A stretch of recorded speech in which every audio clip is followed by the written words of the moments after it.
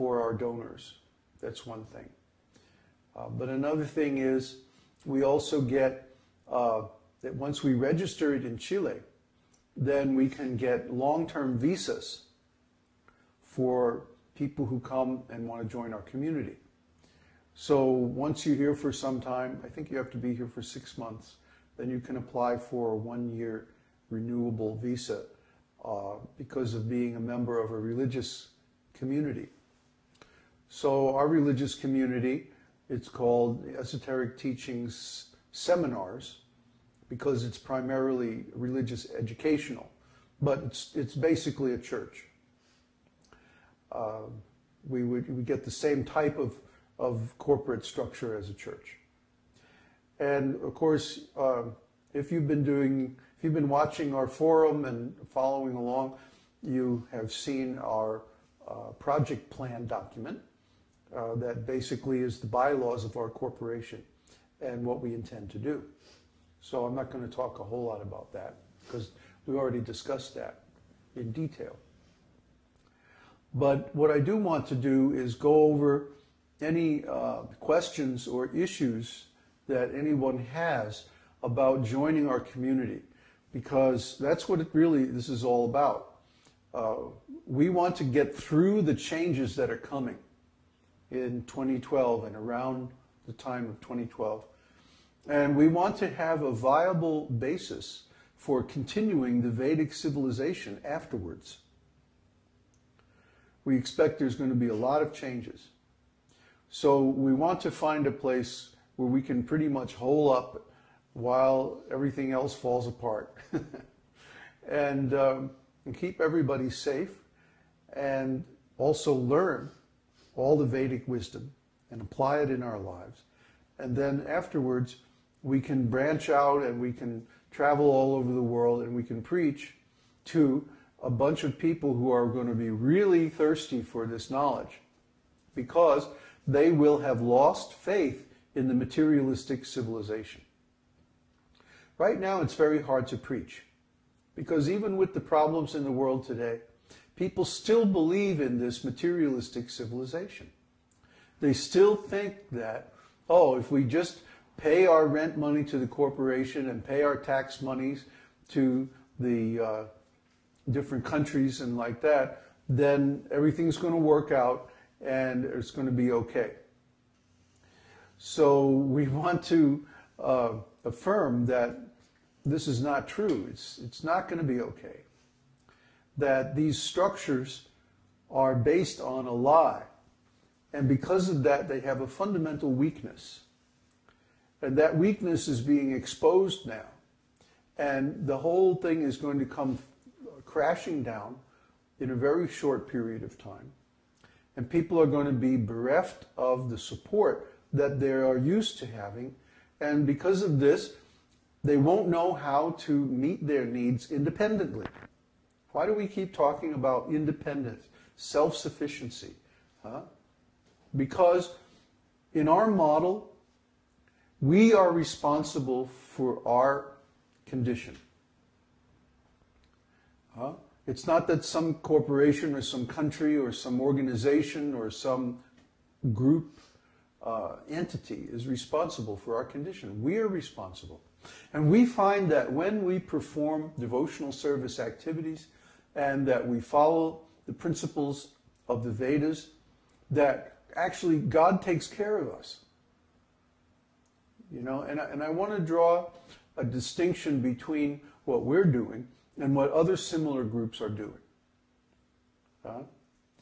The other similar groups such as ISKCON, Gaudiya Math, and so on, they have a certain organizational model. First of all, they have basically a dictatorship. They have an in-group that's completely in charge and dominates all the other members of the group. And the members of the group that aren't in the in-group really basically have nothing to say about how the group is organized. Well, our group is not like that. We have a management body, an executive body. But we also have a membership body. And so the membership body gets reports regularly from the executive body. And if the executive body messes up, guess what? The membership body can vote to dissolve the executive body and elect a new one. You don't have that in any other Vaishnava organization. That's only in our organization. Because if the executive body does not serve the needs of the members, well, what's the use of it? In these other groups, the executive body, they basically serve themselves and they exploit the members. And we don't like this. We don't think this is right. So we have turned the whole thing upside down. Actually, this is what Prabhupada wanted. For example, in ISKCON, Prabhupada said that the GBC, the Governing Board Commission, should be elected by the temple presidents. The temple presidents are the ones who are responsible for the individual temples. And that they should serve 3-year terms. And after they've served 2 terms in a row, then they have to go out of the GBC for at least one more 3-year period before they can be reelected back. And the only way this could be changed would be during an emergency if there were no experienced members on the GBC and they had a lot of new people. So they had to keep a few older members on for continuity. That's the only way that could be changed. This is a very good arrangement. But guess what? The leaders of ISKCON didn't follow it. So what use is having nice instructions from a spiritual master if you don't follow them? So this is what we're going to do. We're going to have the people who are in the executive committee, they have to go through the qualifications in the university. If you don't pass your Bhakti Shastri and your Bhakti Vaibhava degree course, you can't be on the executive body. Sorry. You have to be qualified. So first of all, someone has to go through their university process before they can be a leader in our group. Second of all, they have to be approved by the existing executive body unanimously. Unanimously, by consensus. See? So that way there can't be politics. Oh, we're going to get our buddy on the board. No. No. There has to be unanimous. If it's not unanimous, then it's not going to happen. And third, like I said, if the membership body feels that the executive body is not serving the best interest of the whole community, they can dissolve it and start a new one. That's our system. Okay? In other groups, the group is supported by selling something, like books or, well, they sell all kinds of stuff. Baseball caps, records, and I don't mean records of devotional chanting. They sell like ordinary records, you know, pop records. Well, who knows? All kinds of nonsense they sell. Sometimes it involves fraud. For example, in Prabhupada's time, one Christmas, the devotees went out with these buckets, and they had stickers on the buckets saying approved by UNESCO, the United States International Child Welfare Organization. And of course, nothing of the sort was true. They were implying that they were feeding children in other countries, whereas actually they were collecting the money just for the temple.